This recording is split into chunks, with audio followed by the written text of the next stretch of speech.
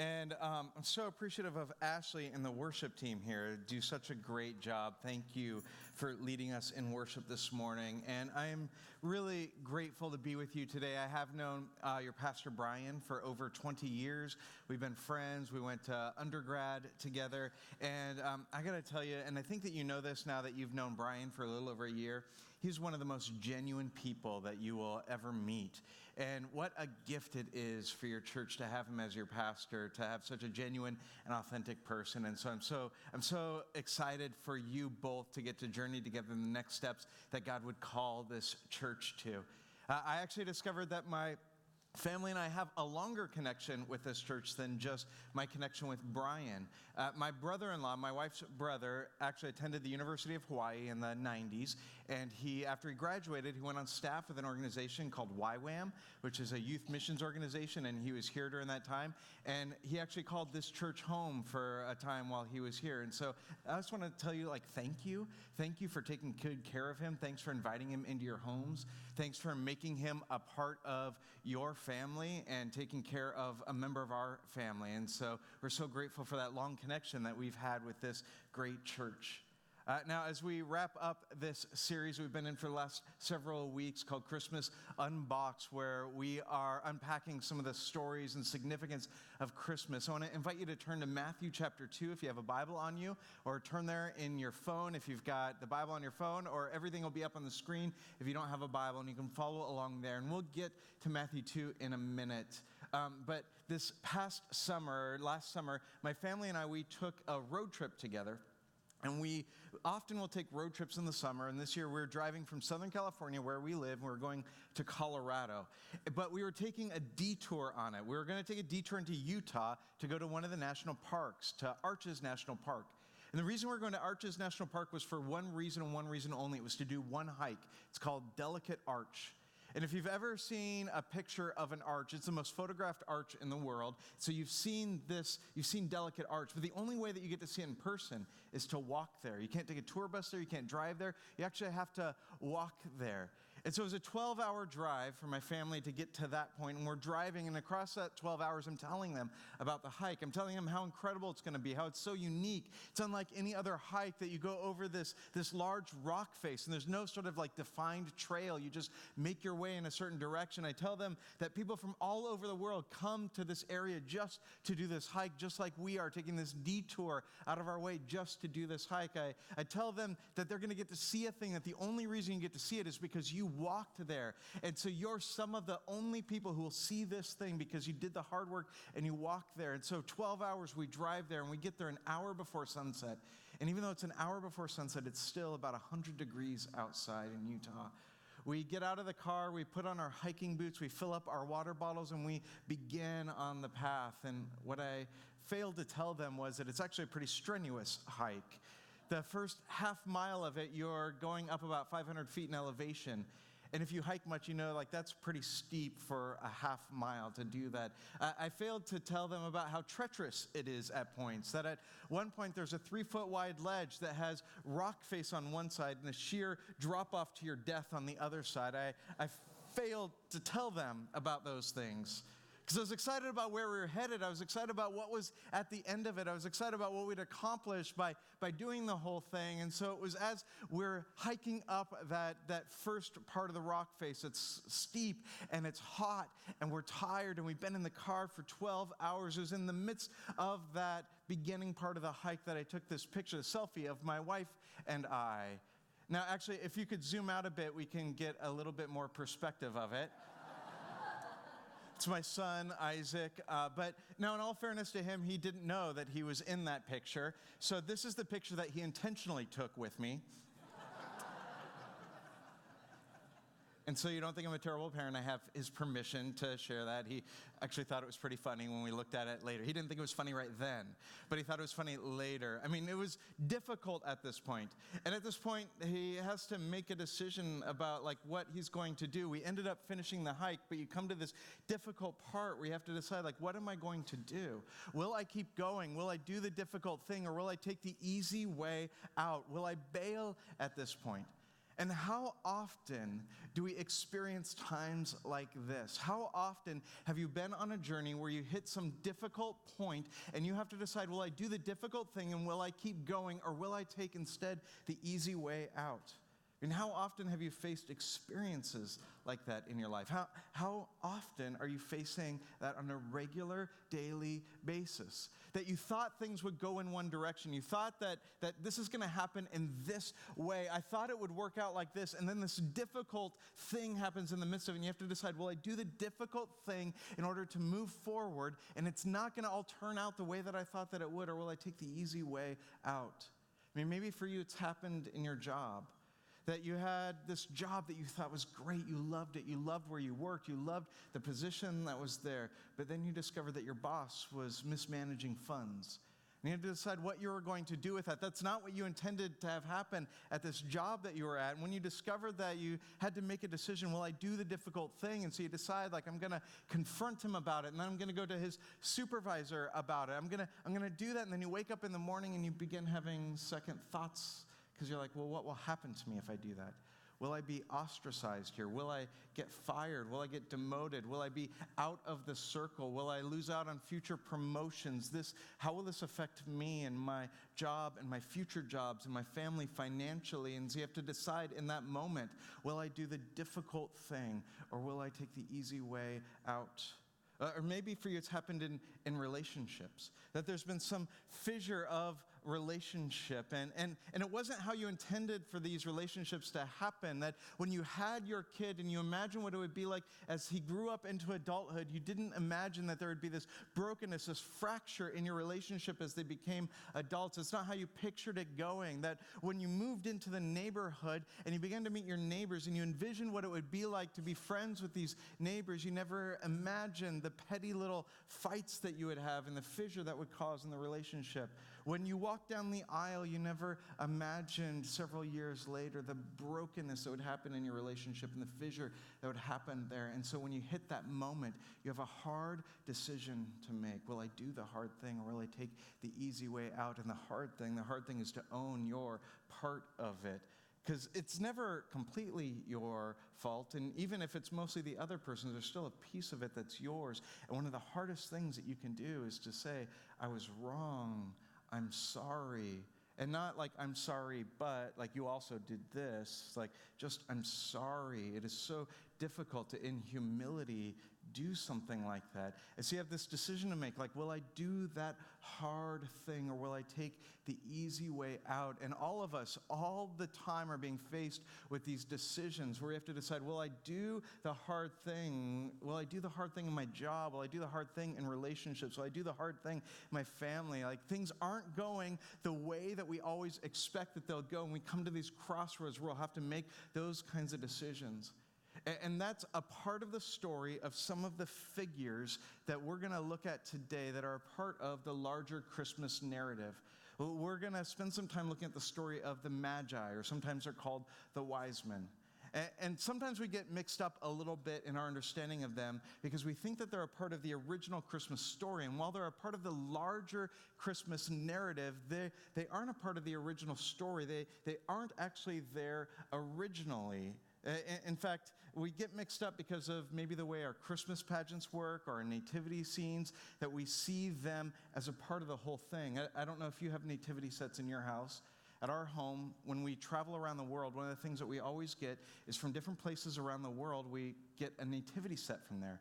Because it displays the unique culture of that place and the way that they sort of show it. And so I went to Peru, and in Peru, I picked up a nativity set from Peru. And I was in Haiti and picked up a nativity set in Haiti. I was in Cuba, picked up a nativity set from Cuba. It was one of the hardest ones to find in a communist country, but we were able to find one there. One of my favorite ones is one I got just a couple of years ago. I was in Israel and Palestine.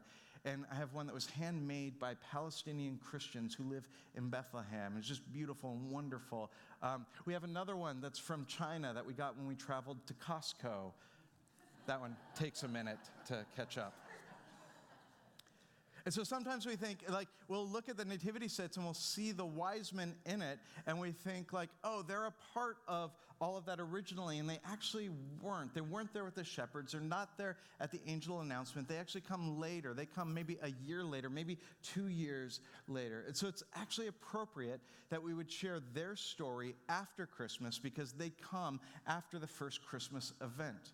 So let's look a bit at their story that we're going to unpack together. It starts in Matthew chapter 2, verse 1. It says, after Jesus was born in Bethlehem in Judea, during the time of King Herod, Magi from the east came to Jerusalem and asked, where is the one who has been born King of the Jews?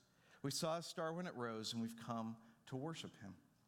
Now, the language that the Magi use here is interesting. It's actually incredibly significant. It's intentional language. Because there's all kinds of titles that they could have given to Jesus there. They could have used the titles that the angels used when they announced the birth of the shepherds. They could say, where is the one who is born the Lord? Where is the one who's born the Messiah? Where is the one who's born the Savior? All the things that the angels had said to the shepherds, but they don't say that. Instead, they say this, where is the one who's been born King of the Jews? And that's significant because the Jews already have a king, and his name is Herod. Herod, though, is generally hated by the Jewish people. He's a half-Jewish king whose loyalties are really more with the Roman Empire than they are with the Jewish people who he's supposed to be giving oversight and care and protection to. And so the Jews actually considered him to be an illegitimate king. They were known during this time to be actually praying for his death. And so Herod lives with this paranoia.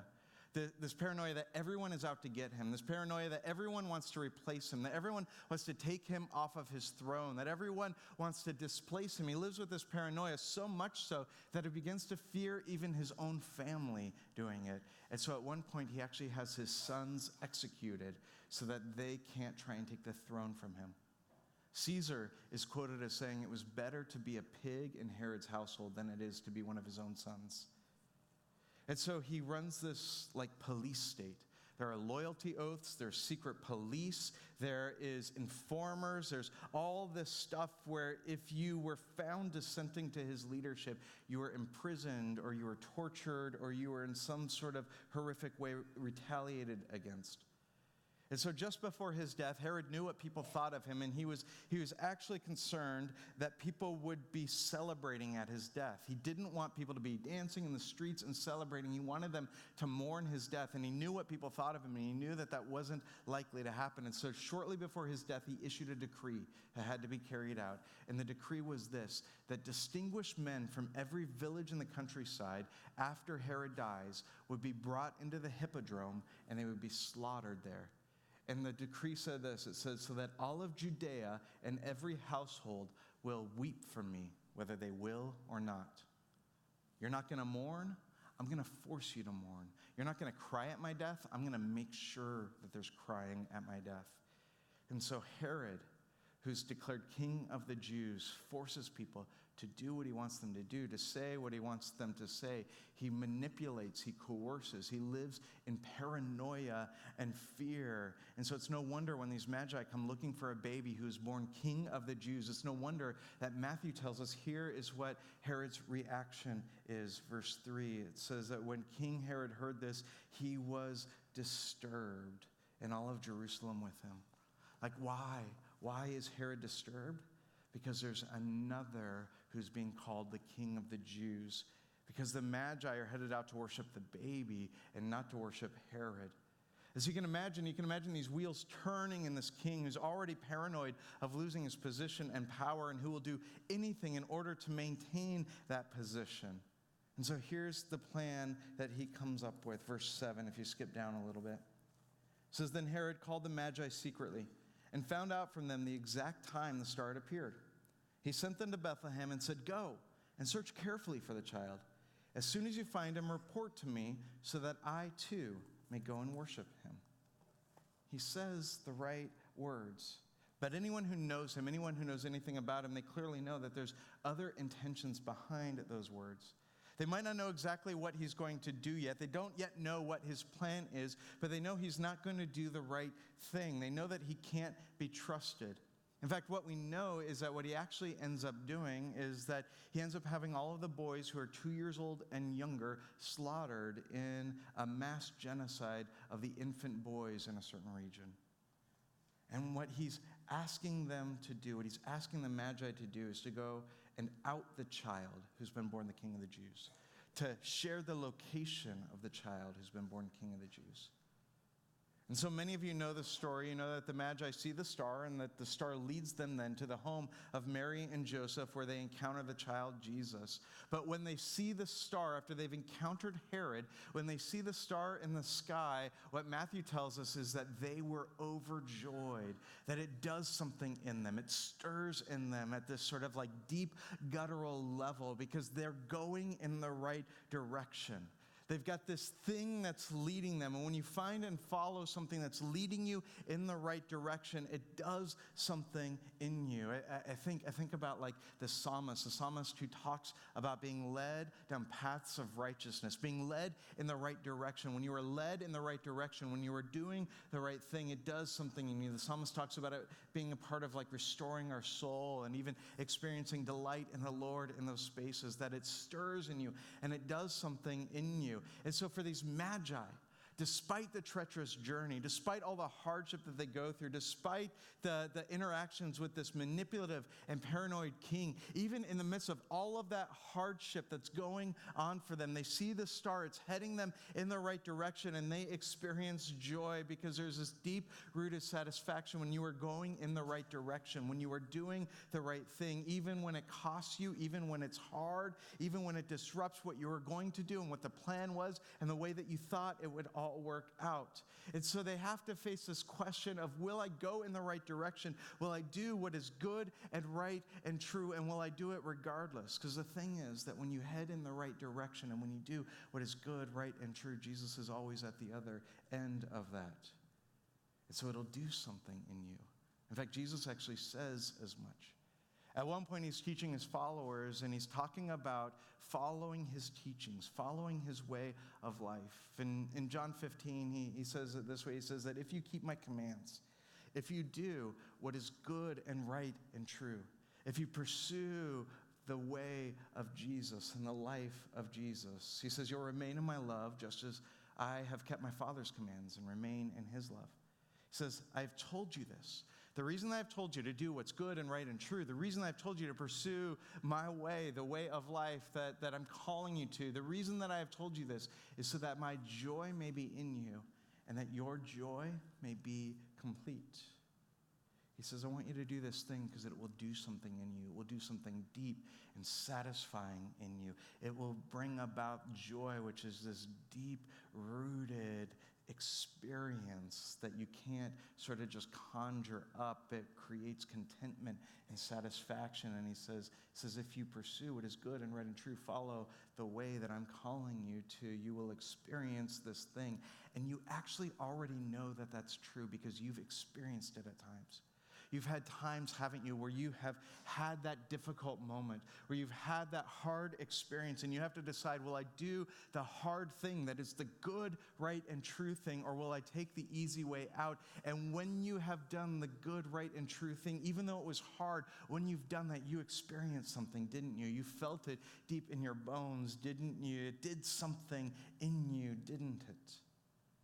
And so for these Magi, this is the kind of decision that they have to make 2,000 years ago, that there's this insecure tyrant king who tells them that they need to report back the location of this child. And if they don't, I mean, who knows what the consequences are, because we know what he does. Verse 11 says this is what happened. And coming to the house, they saw the child with his mother Mary, and they bowed down and worshiped him. They opened their treasures and presented him with gifts of gold, frankincense, and myrrh. And having been warned in a dream not to go back to Herod, they returned to their country by another route. Now, I'd always stopped with this story when the Magi deliver their gifts and worship Jesus, and that's powerful and significant. The Magi are actually pagan astrologers. And so for pagan astrologers to show up and worship Jesus is a significant and powerful moment, but that's not where the story ends. Their journey doesn't stop when they get to Jesus and worship him. That's not the end of the road for them. At that point, they now have to make a decision. They discover Jesus, they worship Jesus, and they now have to make a decision. They have to decide if they will disobey a direct command from the king. They have to decide if they will engage in civil disobedience by not going back to tell him where the child is. There is actually something bold and courageous in the decision that they make. In fact, in the decision that they make because of what they do, it actually infuriates Herod. Here's how it says in verse 16. It says that when Herod realized that he had been outwitted by the Magi, he was furious. They choose to do what was right, even if it could have possibly cost them, even when they didn't know what the consequences would be for them. And that does something in you when you choose to do what's right regardless. You can stand a little bit taller. You can look at yourself in the mirror. You can have confidence in front of your children. And Jesus says that his way of life, the way that he calls us to, doing what is good and right and true, that it produces something in you. You experience joy being made complete in you because you've done what's right. You've done what's right regardless. And I wonder for you, where are you facing a difficult decision where you already know what is good and right and true. You already know the good, right, and true thing to do, but maybe you've been holding back because you don't know what all the consequences of that decision are. You're afraid that you might disrupt a system. You're afraid that you might upset a person. You're afraid of what it might mean for you or your family. You're afraid of what might happen to you financially. But if you're honest, it's actually been a bit hard to sleep at night. And if you're honest, it's caused a bit of anxiety in you. And deep down in your gut, you feel a bit unsettled. You have this unsettledness down here. And the reason that you feel that, the reason that it doesn't sit right is because you're missing something. You're missing joy being made complete because you're stopping short of pursuing the path that leads you in the right direction. We were hiking Diamond Head this week. And as we were hiking it, there were signs scattered throughout Diamond Head that simply said this. They said, "Shortcuts cause erosion." It might be a quicker way to go. It might be a faster way to go. It might be an easier way to go. But that doesn't mean that it's actually the better way to go. And so I have this friend. His name's Steve. And one of the things that Steve does when he puts his son to bed at night is he asks him a question, the same question every night. At the end of the day, he puts him to bed and he tucks him in and they read a story and then he asks him, he says, "Hey, did you live with integrity today?" And then his son will respond, and his son will often ask his dad back. He'll say, "Dad, did you live with integrity today?" And so this friend of mine, Steve, he ends up becoming the lead teaching pastor of one of the largest churches in the country, one of the most influential churches in the world. If he were in another sector, the significance of his position, I think, without overstating it, that it would be a bit like becoming the CEO of Apple Computers. It was that significant in the church world. People would have killed to be in the position that he was in. Regularly speaking to a congregation of over 30,000 people, influencing thousands of churches worldwide, invitations to be a part of all kinds of things, being flown in private jets to meet with CEOs and executives of some of the country's largest and most well-known companies, leading Bible studies for NFL teams, personal counselor to professional athletes, and in so many ways he had it made. And as he got into this role, some stories began to emerge about his predecessor, the pastor before him who had founded the church, who was an incredibly well-known Christian leader. Stories began to emerge about his abuse of power and his abuse of position and authority. Stories began to emerge of unwanted sexual advances with female staff. Stories of a long-term affair that he had with a woman in the church. Another story of an affair he had had with his one-time assistant. And as these stories came out, and my friend would meet with the accusers and meet with people who are in the know because he wanted to discover what was true, what was actually happening here. What he also found is that what the larger leadership wanted to do, what the board at the church wanted to do, is they wanted to sweep things under the rug. They wanted to just kind of move forward from it. They wanted to say, like, that's in the past. We need to move into the future. Let's not dredge all this stuff up, but instead, like, we should just keep moving forward and just kind of like do the work of church, do like the church machine. Like, you got to keep the machine going. And my friend was like, no, that's not what a church does. A church is a place where light is brought into darkness, and the dark things are exposed in the light. And we need to do that. And so we need to be honest with the church, and we need to be forthright with them, and we need to call this previous pastor to repentance. Like, we need to do these things. And so there was this conflict of leadership there. And my friend, it all came to a head for him as he was at this elder meeting one night where he decided, I'm going to speak up for this, and I'm going to fight for what I know is good and right and true, what Jesus would have be true of this church. And so they have this long, contentious elder meeting. It goes late into the night, and they decide not to move forward with the way that he was asking them to move forward. They decide, we're going to keep just bearing it. We're going to keep just like moving forward, and we're going to keep just kind of like ignoring it. And so my friend comes home after this long meeting, late into the night. Everybody's asleep in his home because it's late. And he sits down on the couch, and he's decompressing. And he hears these footsteps coming behind him, and he turns around, and it's his son. And his son looks at him and just says one thing. He says, Dad, did you live with integrity today?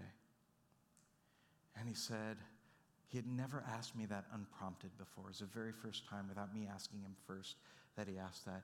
And he said, had I not done what I did, I would have either had to lie to my son in that moment, or I'd have had to say to him, no, like I actually didn't. He said, but instead I could look him in the eye, and I could say, yeah, I think I did, buddy.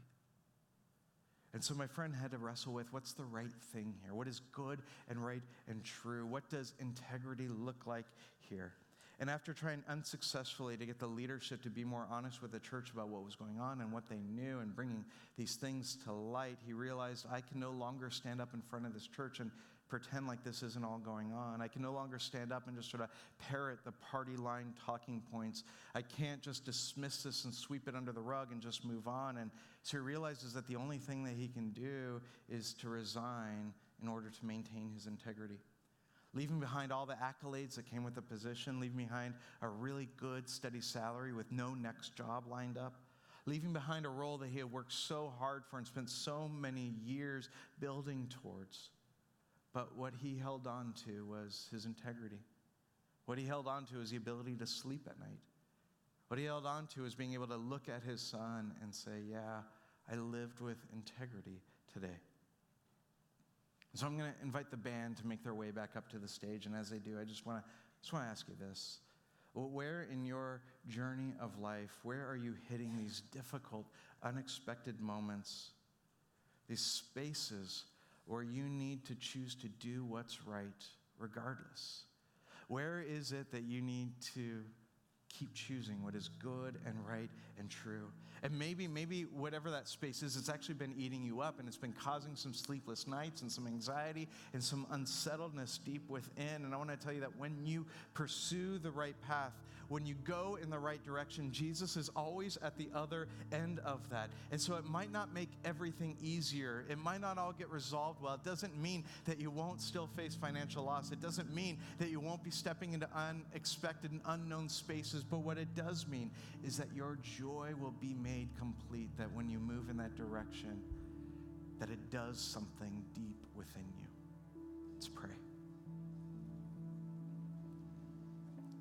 And so, God, we are so grateful for this season where we recognize the beautiful significance that you would come close, that in Emmanuel, in Jesus, that you came near to us and that you didn't stay off at a distance, but that you wanted to enter into the muck of humanity, that you would live with us, that you would walk with us, that you would show us the best way to live, and that you would then go to the cross and you would give of yourself to be publicly executed, and that you would then rise from the dead. And so, God, I'm mindful of the incredible courage that it took Jesus to face the cross. And God, would you grant us that same spirit of courage as in our own spaces, in our own families, in our own relationships, in our own jobs, in the things, even just the little stuff that we have every day where we have to make these difficult decisions. Would you give us that same spirit of courage to do what is good and right and true? And so, God, I pray blessings over my brothers and sisters as they make those decisions. God, would their joy be made complete? Would they feel it deep in their bones as they do what is good and right and true? And we pray it all in the name of Jesus. Amen. Please stand with us and let's be reminded that Jesus is our living hope.